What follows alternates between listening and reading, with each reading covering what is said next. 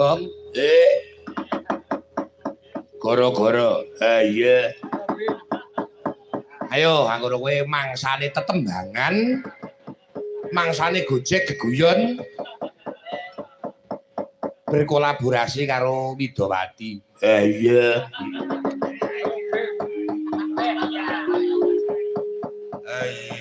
Suwe ora tau ngerti kok rambutmu nggon mburi diabang kaya ngono. Sak suwene ora tau kepethuk. Kadang aku kuwi nganu. Ane kok lambemu saya amba? Kowe yang girong. Oh. Ayo ora apa-apa tandane wis semangat dadi wong seni. Wah, jan seneng banget bisa sowan ana ing lengkong kene.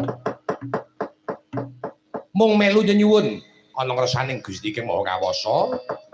Muga-muga warga masyarakat anggone perti dusun pinaringana sembada. Danyang Amidanyang Sri Semara Bumi kang bebodro. Bebakal ana ing dusun Nglengkong Wonorejo simbah Kyai Diman, simbah Nyai Diman tansah jampang ana mangguna mapan ana ing swarga ngawiyat. Satemah barokahe barokah ana marang para putra wayah ana ing Nglengkong kene.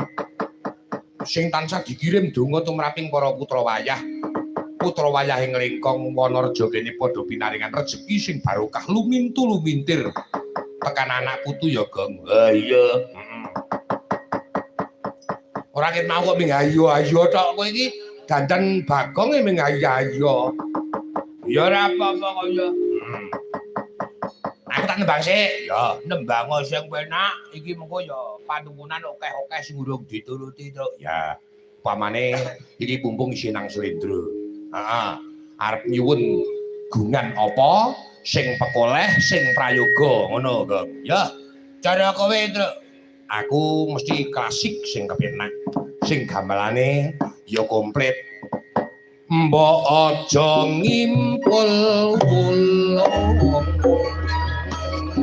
Aku kalaran. Oh iya.